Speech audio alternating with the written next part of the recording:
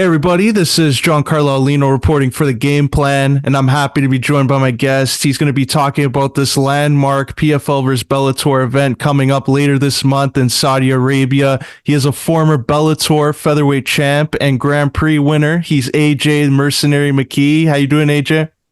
Another day in paradise out here in SoCal, man. I can't complain. We got a little bit of rain, but I like the rain. That means it's snowing in Big Bear. I just can't go snowboard, so I'm a little bummed about that. But hopefully, I go knock Clay Collard out real quick, and then there's enough snow to last this month, and I could go get on that mountain. That's great. And before we get into that big fight you got coming up there, PFL versus Bellator, you competed at that final Bellator event under the old regime there, Bellator 301, and there was a lot of uncertainty at the time what was going to go on with the promotion, whether they were going to be just dissolving or sold, and the news came out that PFL bought them. So what is the morale like for you as just a competitor under that banner for so long? And what's it been like now dealing with the new matchmakers and owners at the PFL?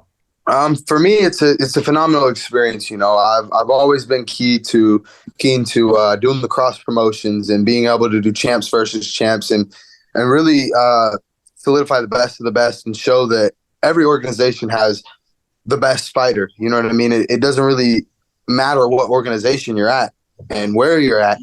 The best in the world is the best in the world, and that could be anywhere and everywhere. So coming full circle, fighting previously on Bellator 301 and fighting on the first PFL with Bellator card, it's just an honor. I think it's an honor to have ended with myself and then to start with myself. So for me, it's an honor. And I'm going to Saudi.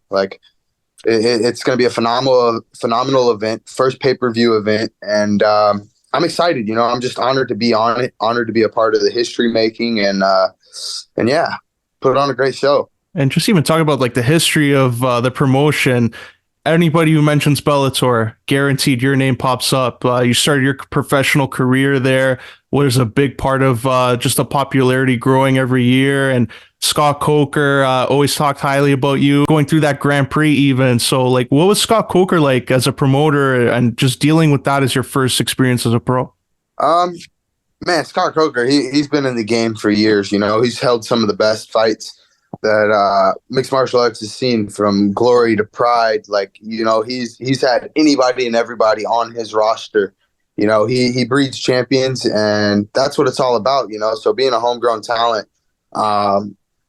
I feel like I'm the cream of the crop, and he did an excellent job working side by side with my father and building the superstar, AJ the Mercenary McKee. Definitely. And we're seeing that just excitement of you being announced for this card, taking on Clay Collard, and you're taking on one of the guys that help the PFL now, that he's been synonymous with them. So when his name came across as the guy that you're going to be competing against, how did that make you feel there? Man, for me, the mercenary does what the mercenary does. He doesn't care who the target is. He just goes in there and does his job. So there were a couple of names that were thrown around, and a couple of guys fell through, and then they came across with Clay Collard, and we said, let's do it. We don't turn down fights. We go in there with the job to do. We're the first one in and the last one out, and that's the way we like it to be. By the time you catch drift that the mercenary has been in the cage, he's already gone and out. So with that being said, this is a great fight. I think it's a very exciting fight stylistically. And I think it's the best fight to start off the night. Start it off with a bang and continue a great show with nothing but champs. And I've seen online, this is being called the people's main event. So does that add any more pressure there to go and kick it off, that main card? No, man, it's an honor. It's an honor to get the respect, the recognition, and that's always my mindset. I go into every fight with the mindset of, I don't care where I'm at on the card. I'm the main event. This is my show, and I'm going to make sure that the people get somewhat of the entertainment that they deserve. So yeah, man, I'm honored that the people are expecting fireworks. They know what Clay's about.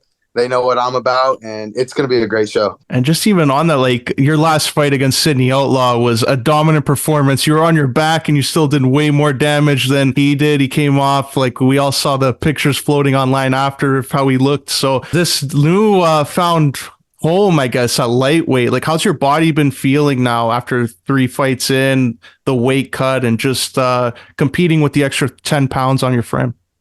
Honestly, the funny part is I hadn't really put on much weight. So it's just really, realistically, it's maintaining the weight, keeping the food intake up, helping the body stay healthy. I've been in combative sports my entire life. So cutting 20, 30 pounds just to have an edge that I really don't need it's not really worth it, But I don't have a title around my waist. So that's the difference. But I'm enjoying it, I'm eating steak, I'm eating whatever I want, and life's good, My weight cuts are happy. You see I'm smiling, everything's good. So I can't really complain, as long as I'm out there performing, the organizations are happy with me. I have nothing to complain about. I'm loving life, but it is a little different, These boys are a little bit bigger, When I fought my previous fight, it was a little rough trying to get Sydney off of me, where a 145 pounder, I just throw him off of me. It's like, get off of me. You know what I mean? So these bigger boys, when they want to lock down and hold you, it's a little bit different of a fight. But at the end of the day, Mercenary does what he does. He's going to cause damage no matter where he's at, and try to just make it as entertaining as possible. So I wasn't too happy with my last performance, but at the end of the day, I got the job done, and I tried to make it as entertaining as possible. And what were the weight cuts then at going down to 145? Like, were they really taxing on you, like just mentally more than physically? I don't know. I've been wrestling my whole life. My entire life has been revolving around wrestling, MMA, and so forth. So I have a skill set that not many people have. I've dedicated my entire life to this. I've been a pro for 6 or 7 years, but I've been a pro in my mind since I was 6, 7 years old, like my little brother. That's what we do. It's embedded in us, and I have the skill set. I haven't finished anyone at 55s, and I think that's the difference of being at 55 and 45. At 145, I'm knocking people senseless, and it's easy. 55, it's a little bit tougher, but I'd rather a 15 to 25 minute fight be a little bit tougher than 2 to 3 months of my life being tough trying to get down to 145. And that's just the difference. But, for the right fights, I'm always willing. I've always said I'm willing to put my body through it. There's just things I have to bring into play, camp-wise, the running, the training, the cutting weight properly. There's just certain things that I have to implement and do in the proper manner. And how has your training maybe changed since this move to lightweight? Do you find yourself being able to work on different skill sets and just try new positions instead of like focusing more on that cardio aspect of it? No, I would say my cardio is probably there a bit more, just because, like I said, my food intake is up a lot more. I get to lift weights from time to time. I've never been a weightlifter, so I get the squat, I get to hit the incline, decline, and try to bulk a little bit. And that's about it. It's just a little bit more work, but to help strengthen the body. I don't want to lose my speed. That's my key. You know what I mean? I'm so fast in that cage. I feel like a lot of people don't really realize how fast I am until I'm in front of him, and then they're like, "Oh shit, I can't hit him. I can't touch him." Okay, I'm throwing good punches at him, but he's moving out of the way, and it's like he sees him coming. Like your speed at featherweight, do you feel that transitioned well into lightweight, or was there maybe a little bit of a surprise when you moved up and maybe face some guys that they can also be going up to realistically fight at 170 if they weren't cutting weight down to 155? Definitely. 45s is just a high-paced fight. You got guys that can match the speed, but then they can't match the power. They can't match the reach. They can't. There's always something within the arsenal that they're not able to keep up with. At 155, like Connor said, it's like these guys are the stuck in the mud weight class. You know, the speed from 45s to 55. It's so easy. You know, so I'd be intrigued to go back down to 45s and see how it plays out. You know, obviously we're gonna have to pick the punch count back up. We're gonna have to do certain little things, but at 55s, man, it's all fun and games. You know, at that point, I'm just in there doing what I do best and enjoying the moment. And also now, like with PFL owning Bellator, they have this new thing where Bellator, they do have the one-off events. PFL, they're going to do their super fight pay-per-views and the regular season. Does that $1 million season look more appealing to you right now, or are you focused on the one-off events? It all depends. It all depends, you know. Doing pay-per-view events doesn't really benefit me any. Obviously, it benefits the organizations and so forth. I'm not getting points on pay-per-view, so for me, there's no incentive really. So the $1 million tournament is always something that's enticing. You know, I've won one tournament. I was in the second tournament with Bellator, so I love the tournament style battles. You know, especially for myself being the mercenary. You know, when Bellator puts those 16, those 12, or I think it's 6. Yeah, it was 16 on the first one and 8 on the last tournament at 155s. For me, that's my hit list. You know what I mean? So to go into a tournament and be able to conquer all those great names and literally have a hit list of the recognition of who was in that tournament and who you were able to defeat is it's ideal. That's one thing that belt to me is more prizable than the world title, you know, because it shows the history that went into conquering that belt and the achievement. So, and also like even the tournament aspect, like, is it less stressful because you know who you're going to be fighting, when you're going to be fighting? You don't have the uncertainty of like, oh, okay, this guy's above me in the rankings or below me. He can't make the fight in this amount of time. Like, does that tournament make things a lot more easier for you as a fighter? I would say so. Yes. There's just speaking from myself and my history of being in the tournament. I don't know. I just feel comfortable. You know what I mean? Where some people, they see the prize at the end and they get all worked up and nervous. And I'm just like, I don't give a shit. We about to fight. You know what I mean? Like, we're going to have a great time. I'm going to have a great time. Maybe you're not going to have a great time, but I'm going to have a great time. And I've got my eye on the prize. And that's what I'm working for, is that $1 million check and that world title. Where other people, you know, they kind of want to block out that $1 million check. They want to block out the belt so that they're focused on the job that's at hand, and that's disassembling their opponent across from them. And just going to transition here to ask you about some big fights going on in the world of MMA. We recently found out Max Holloway, who you've been talking about as a dream opponent for a long time, he's moving up to take on Justin Gaethje for the BMF title. How do you see that fight paying on? Oh, man.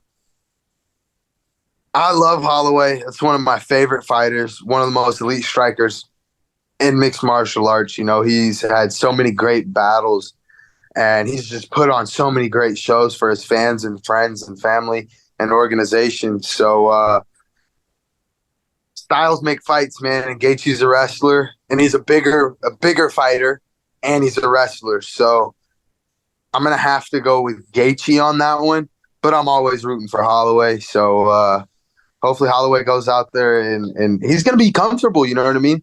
He's going to be comfortable. He's not going to have to cut weight. So I'm actually intrigued to see how it goes. But if Gaethje goes out there with the game plan of just wrestle, then we all know how that's going to go. And another one who been close with, Quinton Rampage Jackson. The boxing debut was announced, and he's taking on a heavyweight boxer, veteran of the sport, champion, Shannon Briggs. Do you think Rampage, like, are you confident in his abilities, or Let's Go Champ has the edge in that one? Man, stop it. You know I got to ride with my uncle on that. What you talking about, man? I didn't know Rampage since I was 5 or 6 deals. He was the one that introduced me to Monster, you know, and got me fixated on wanting to be a Monster athlete. You know, I talked to Hans when I was like 7 or 8 years old, and I'm like, hey, can you sponsor me? Like, I want to be sponsored by Monster. You know what I mean? So, Rampage all the way, dude. I wouldn't care if he had an arm cut off. I'm still rooting for Page.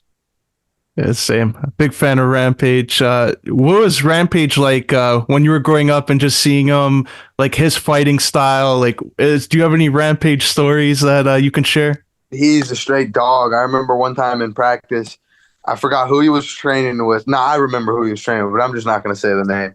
And they were going at it, and both wrestlers, they were going at it back and forth.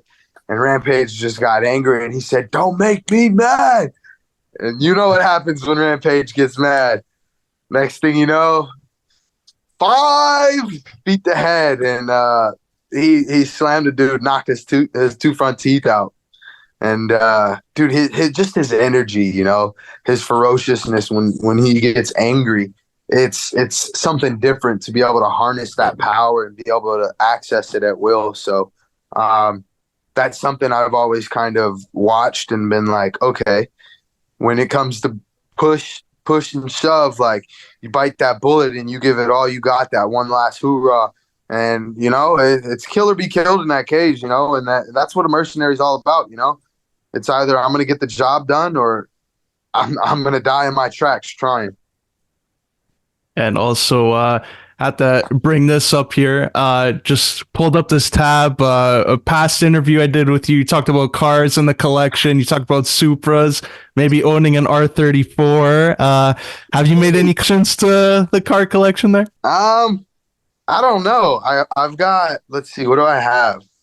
Did you know about the Corvette? I had a Grand Sport.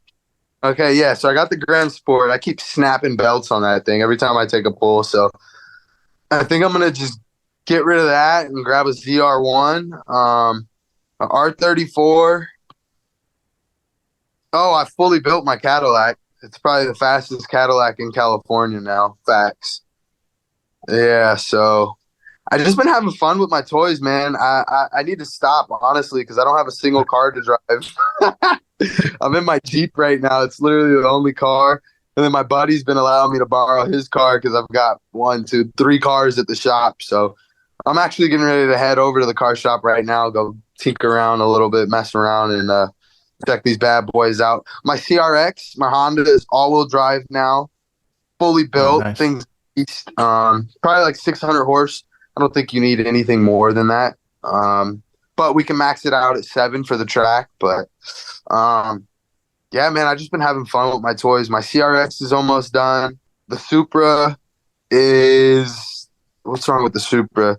The Supra's NA right now, but I have a whole GTE full built motor, so that thing's looking to be 1,000 plus easy. I just got to send something out, go get a little bit more work down, and then we can assemble the motor. The motor's actually already assembled. I think it's the head. We need some head work, so get some head work done. That'll be done.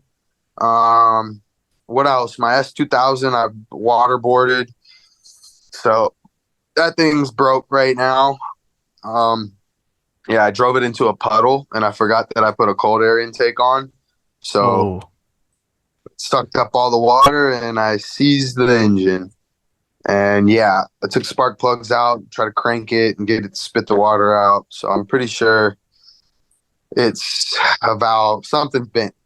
You know, it's no longer running. But yeah, that just gives me a reason to fully build the whole car now, you know, and make it a track monster or something. I don't know.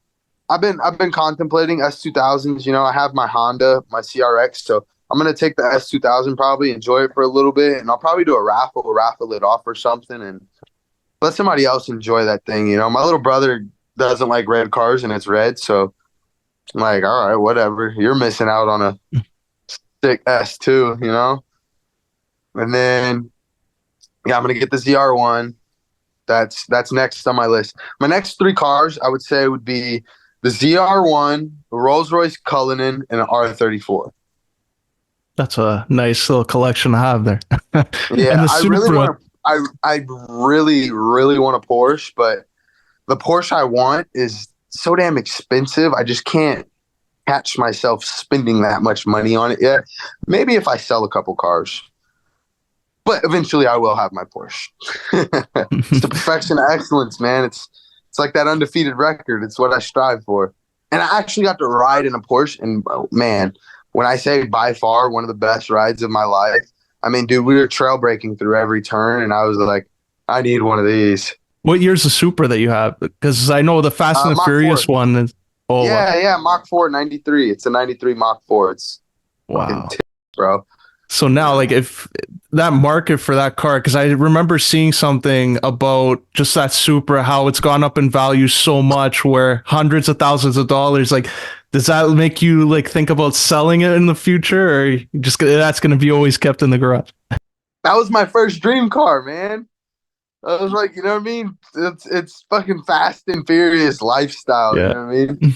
It's import American muscle. You know what I mean? Like, I want a Charger or something, an SS, something, but I just haven't touched into my old school American muscle yet. I got all my imports, you know. I'm an American driver, but guess what?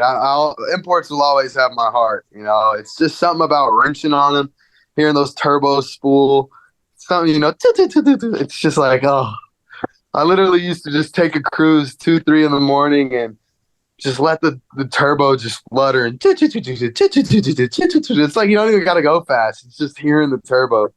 But then, you know, Mustang pulls up on you or something pulls up, you know, low infinity, and it's like, oh, like, does he want it? Does he want Muscles. it? And it's like nobody expects a Honda to be, you know, you could have a twin turboed Huracan and I'm in a 93 CR or a 91 CRX, a 90 CRX. And it's like I'm pulling on you, gapping you, 2 cars. So it's not really expected, and it's like the underdog, you know what I mean? So I always root for the underdog. I've always enjoyed being the underdog, and my Honda's definitely the underdog. But man, my Cadillac and the Corvette, man, they've grown on me so much. It's something about rear wheel drive, dude. You know, being able to trail break through turns and really feel the car where it's going and have that power is just, that V8 power is just something different, man. Do you go to like Cars and Coffees to show these off, or gotta take one and I can't one drive around? any of them. None of them run. I legit haven't been over 100 miles an hour, and it's been a while, dude. My Jeep doesn't even go past 70. You get to 80 and it's like you're drifting a front wheel drive car, you know what I mean? So I've been really good on the speed. I haven't been driving crazy no more. I've been in my simulator a lot. I got my sim set up. Oh, nice. So I've been in that, and I get on the freeway and do pulls on that and just get a little reckless in the server. It's called No Hezzy. So you want to catch your boy out? Hit me, No Hezzy. We're in there. Definitely recommend that. And before we wrap up here and let you go, AJ, how can our viewers here at the Game Plan follow you on social media, stay up to date with everything you're doing, and catch you in PFL and Bellator? Yeah, man. Hopefully I get a title shot here soon, 45, 55. Like I've said, I've always wanted to be champ. So I didn't get the opportunity to be champ. Some things fell through the hole, but maybe come full circle, you know. I'll go back down to 45s, take a title there, and then bounce back up to 55s and take a title there. Who knows? But outside of that, you know, yeah, man, all my social media is AJ McKee 101. One and the only one. So tune in, enjoy the show. PFL pay-per-view in Saudi Arabia, February 24th. Tune in. It's going to be fireworks, man.